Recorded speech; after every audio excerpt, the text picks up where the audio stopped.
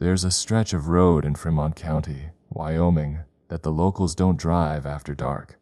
They call it Wink Road, a narrow ribbon of cracked asphalt that slices through miles of pine forest, its shoulders littered with fallen branches, and the shadows of trees leaning in like they're listening. It's quiet out there. Too quiet. Even in summer, you hear nothing but your own breathing, and the sound of your shoes hitting the ground. On the morning of July 18th, 31-year-old Emily Ward laced up her running shoes. She told her husband she was heading out for a quick jog before the storm rolled in. She never came back. Emily wasn't just any runner. She was training for a marathon. Disciplined, focused. Friends said she never broke her routes, never ran without her watch, never missed a morning. And that morning, the air was still. The clouds hung heavy, darkening the mountain slopes. A deer stood at the edge of her driveway, watching her as she began her warm-up. She started her run around 9:45 a.m. Her path took her toward Wink Road, a place even locals avoided. It wasn't superstition exactly, it was the history. Over the years, animals had been found there, not just roadkill but positioned. Coyotes, raccoons, even a mountain lion laid out in unnatural arrangements along the shoulder. And once a car was found still running, driver's side door open, keys in the ignition, no sign of the driver. Emily knew the stories. But she didn't believe in ghosts or curses. She believed in training schedules, hydration, and hitting her splits. She passed the old county sign, faded white paint riddled with bullet holes, and ran deeper into the forest. By 10:15 she was gone. Later, a neighbor swore they'd seen her halfway down Wink Road, headphones in, ponytail swinging.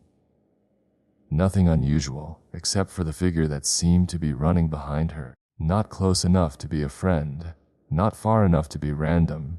And when the neighbors squinted, they swore they saw the figure vanish. It wasn't the first time something disappeared on Wink Road. By 11:30 a.m., Emily's husband, Mark, was pacing their kitchen. He'd texted her twice. No response. He told himself she'd lost track of time. By 12:15, he was driving the length of her route. The rain had started by then. Thin needles of water tapping the windshield, streaking the glass until the forest blurred. Mark's truck rolled down Wink Road at a crawl. The trees loomed darker here, thicker, like the light didn't want to touch this place. He saw the first thing at mile marker 6. Emily's left shoe, lying sideways on the shoulder, laces still tied. He pulled over, heart pounding, calling her name into the dripping silence. Only the sound of rain in the pines answered. About 20 feet ahead, a flash of neon pink caught his eye. Her running visor snagged in the low branches of a spruce tree, but there were no footprints, no drag marks, no tire tracks. It was as if she'd stepped out of her clothes and vanished into thin air. By 1:00 p.m., deputies from the Fremont County Sheriff's Office were on scene. They brought dogs. The animals caught her scent immediately. Noses low, tails rigid, but after half a mile they stopped. Not faded out, not lost, just stopped. The dogs whimpered. One backed away, whining toward the tree line. And the other, the handler swore, wouldn't stop staring at something none of them could see. Locals began to gather near the barricades. A woman in her 70s, her voice barely a whisper, said it was just like before.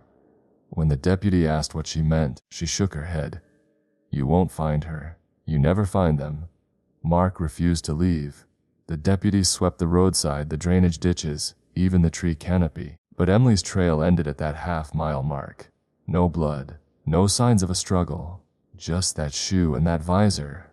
And according to the old woman in the crowd, that was how Wink Road worked. She said the forest takes them clean. By sunset, the search party had doubled. Flashlights cut narrow tunnels of white through the dark, but the woods seemed to swallow the light. Mark stayed close to the deputies. Every snapped twig made him jerk his head. Every shadow between the trees looked too still. Around 8:15 p.m., a deputy named Harlan froze mid-step. You hear that? He asked. The others stopped. At first, Mark thought it was the wind, but then it rose and fell in slow, deliberate syllables, a whisper. Too far to make out the words, but close enough to feel them tickle the back of the neck. The sound circled them, never breaking the same soft tone. It came from everywhere and nowhere, slipping through the pine trunks like it was moving faster than sound had a right to move. One of the dogs began barking wildly, then suddenly yelped, tail between its legs, dragging the handler back toward the road. Deputy Harlan radioed in, voice tight, said they might have located a lead. But when they pushed deeper toward the sound, the whisper stopped. The forest went dead quiet, too quiet. No wind, no insects. Even the rain had ceased. That's when Mark saw it, a shape, thin, impossibly tall between two massive pines. Not moving, not swaying with the trees, just standing there, watching. Its outline was all wrong, like the head was too small for the body, arms hanging low, fingers too long. He blinked, and it was gone. No footsteps, no rustle of leaves, just absence like it had been erased. The whispers didn't return, but that night, as they wrapped up the search, Mark swore he could still feel warm breath brush the back of his ear, and in it he thought he heard a single word, stay. Mark didn't sleep that night. The whisper, the figure in the pines, it replayed in his mind on a loop. By morning, he was back at the sheriff's office, staring at a wall covered in missing person flyers. Most were from recent years. But in the far corner, behind an old filing cabinet, something caught his eye. A yellowed, brittle piece of paper, half torn at the edges. Disappearance on Wink Road, 1986. It was a grainy black and white photo of a teenage boy. Below, the article mentioned 2 hikers, gone without a trace, last seen entering the same stretch of woods. The sheriff caught Mark reading. "You won't find those in the public archives," he said quietly. "Town wanted M buried, said it hurt property values." Mark asked if there were more. The sheriff hesitated, then unlocked a metal drawer. Inside were 8 more files, all the same story, lone traveler or small group, last seen walking Wink Road, years apart, different seasons, different times of day, no footprints beyond a certain point. One stood out. A case from 1971. A state trooper off duty reported seeing, tall, stick-like figure, watching from the tree line moments before a man vanished from the road.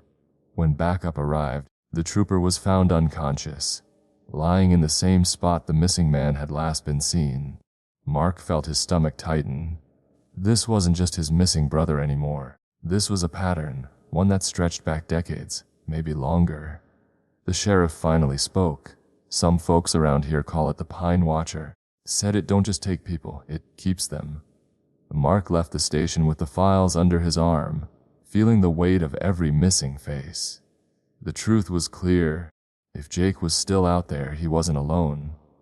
But to find him, Mark would have to face whatever had been haunting Wink Road for half a century. The storm rolled in late that afternoon, turning Wink Road into a slick ribbon of black water. Mark was back out there, the sheriff's warning echoing in his head, when something caught the beam of his flashlight, just beyond the ditch. Footprints. At first he thought they were Jake's. Boot tread, size 11, the kind his brother wore. But they didn't look right. The steps were too far apart, as if the person had been taking massive strides, or was being dragged. Mark followed the prints into the tree line, each step sinking into wet leaves. The woods were heavy with mist, branches dripping. Then, half buried in the mud, he saw a second set of tracks. These weren't human. Long, narrow impressions, almost like a deer's hooves, but wider. And instead of 2 prints side by side, they landed one directly in front of the other, like something walking perfectly in line. He knelt down, running his fingers along the edge of the print. It was deep, too deep for a man. Whatever made it had weight and speed. Somewhere ahead a branch snapped. Mark froze. The sound wasn't far, 50 feet, maybe less. He killed his flashlight, heart pounding, and crouched low. Through the curtain of rain he saw it. A tall, spindly silhouette standing perfectly still between 2 pines, its head tilted at an unnatural angle as if listening. Then, without a sound, it turned and walked deeper into the woods, each step falling in that perfect single-file line. Mark should have run. Instead, he followed. The footprints led him deeper into the dark, until he realized the road was gone, the trees around him thicker than before, and the sound of rain had stopped. "If you're ready," Mark pushed through the dripping branches, his breath misting in the cold. The footprints, both Jake's boots and that strange, single-line pattern, wove through the undergrowth like a trail of breadcrumbs, and then the forest just opened up. He stepped into a clearing, perfectly round, perfectly silent. The grass here was dead, not brown from winter, but black as if it had been scorched. At the very center sat an old wooden swing set, its chains rusted, the seats swaying slowly though there was no wind. Mark's first thought, this couldn't be here. He'd hiked these woods since he was a kid. There was no open ground like this, not for miles. He took a step forward, and that's when he noticed the ground was littered with personal items. A single shoe, a cracked cell phone, a torn denim jacket sleeve, and, half buried in the black soil, a plastic license plate frame with the words, Class of 2016, Go Tigers! Mark's stomach tightened. Jake's graduating year. The swing creaked again, and a voice whispered, faint but right next to his ear, not yours to take. He spun. No one. The trees stood like a wall, silent and watchful. Then he noticed something even stranger. The footprints, Jake's and the creature's, ended abruptly at the swing set. Nothing led away. Nothing returned. It was as if both had vanished into thin air. Mark swallowed hard, pulled out his phone, and snapped a picture of the swing set.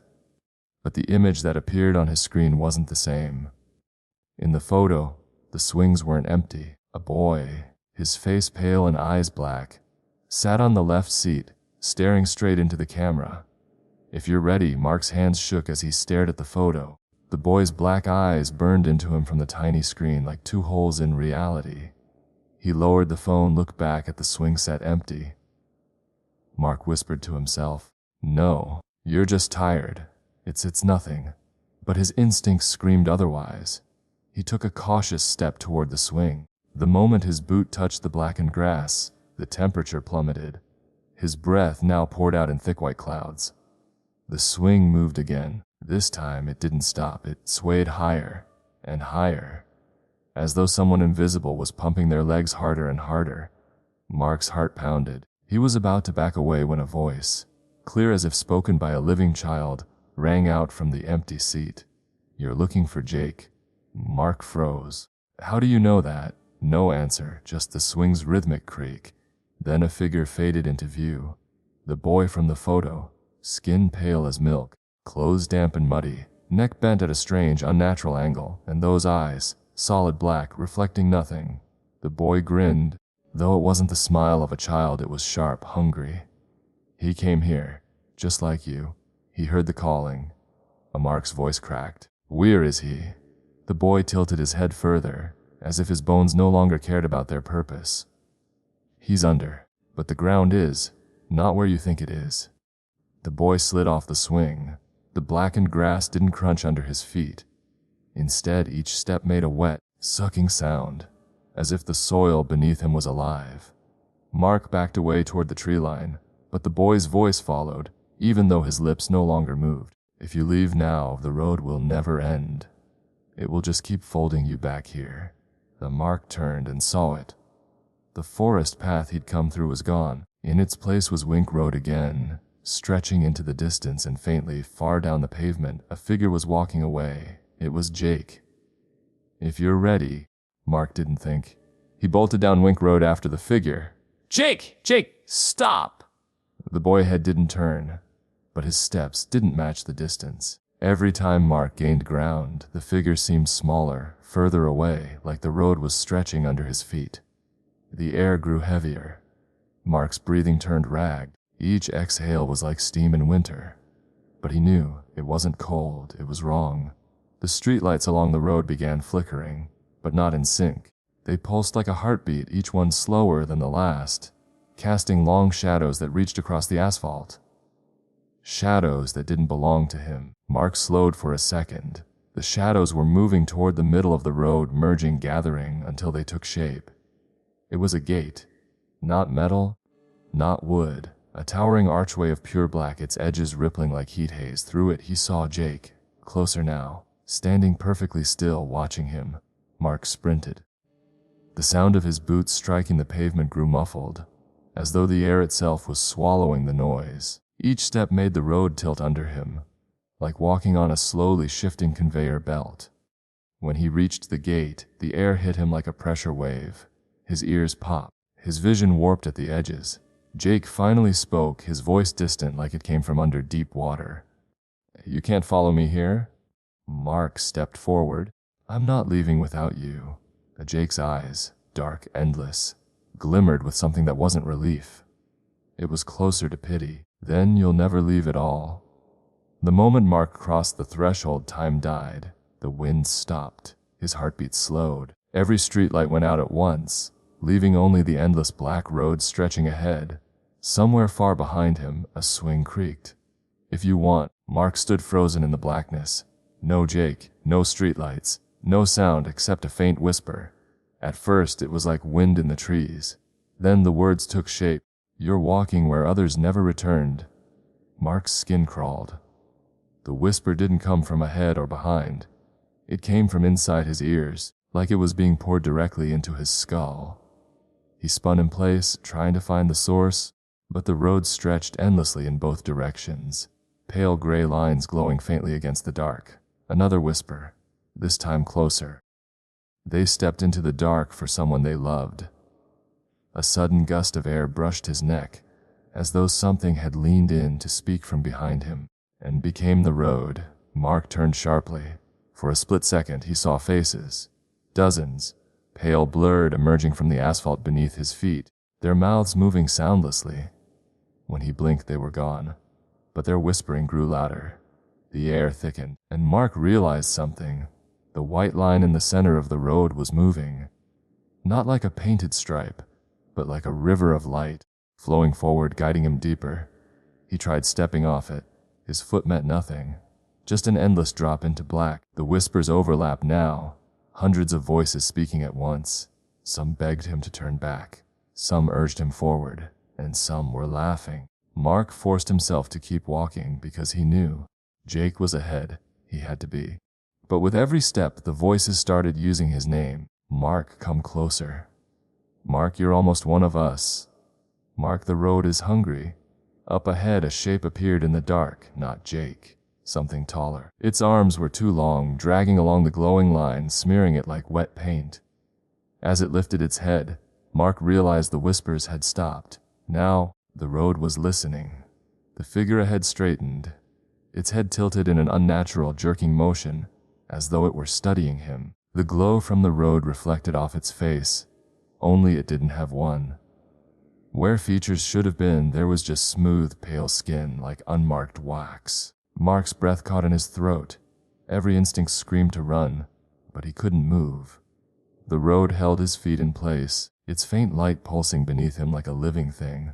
Then, from that blank face, a mouth began to open. Not slowly, but like a rip tearing through fabric. The sound was wet, sharp, followed by a whisper that shook the air around him.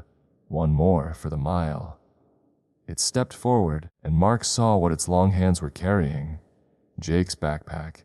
The zipper was open, and inside a black void swirled, pulling at the air. Not emptiness, but depth. He walks forever now. The voice whispered from everywhere at once. Will you follow him?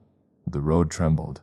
The glowing line beneath Mark's feet started splitting apart, revealing more of that swirling black beneath. He didn't know if it was the thing or the road itself, but something was offering him a choice: to step forward and vanish like Jake, or try to break free and risk whatever waited off the mile. The collector reached out.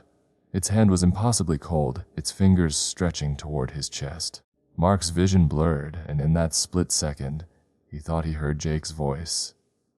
Don't. Mark ripped backward with every ounce of strength, breaking the road's pull for just an instant. He stumbled into the dark, and the sound of the collector's scream tore through him. When he came to, he was lying in the middle of a normal street. No glowing line, no whispers, just the faint sound of distant traffic. Jake's backpack sat beside him, empty. They never found Jake, but sometimes late at night, Mark swears he hears a whisper on the wind. Still 1 mile left.